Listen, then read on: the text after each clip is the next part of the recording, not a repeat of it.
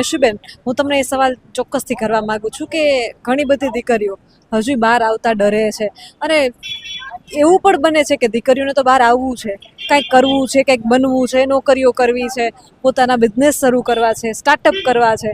તમે કીધું કે શરૂ કરો, પણ ક્યાંક ને ક્યાંક એને મર્યાદાના નામથી બાંધી મૂકવામાં આવે, કુરિવાજોના નામથી બાંધી મૂકવામાં આવે છે. એને લઈને શું કહેશો?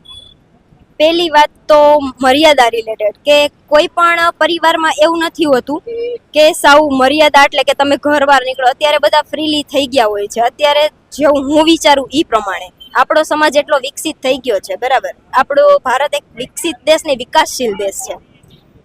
તો પેલા તો જે નારી ખુદથી ડરે है કે બી ચાર માણસો શું કહેશે, સબસે બડા રોગ ક્યાં કહેંગે લોગ, એ ભૂલી જવાનું કે બીજા શું કહેશે. આપણા વાત સ્વમાનની આવે ત્યારે લડત આપવી જરૂરી છે. જો સ્વ લડત ન આપો તો તમે પટેલના દીકરા ખરા, સરદાર વલ્લભભાઈ પટેલ, કે આજે આપણે એને જોઈ છીએ કે આવડું જેની પાસે ખીચામાં છેલ્લે ટાઈમે થોડા ઘણા એવા પૈસા નીકળ્યા અને આજે એના માટે કરોડો રૂપિયાનું જે મૂર્તિ બનાવવાની ને સ્ટેચ્યુ ઓફ યુનિટી, એને કહેવાય સરદાર. અને આપણે એના જ અંશ થઈને આવું વિચારી.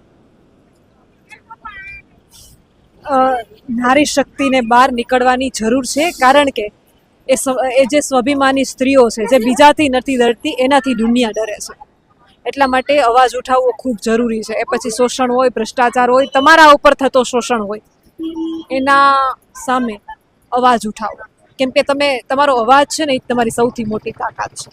દુનિયા તમારા અવાજથી ડરશે. તમે એક વખત અવાજ તો ઉઠાવો, એક વખત પ્રયત્ન તો કરો, તમે ઘરથી બહાર તો નીકળો.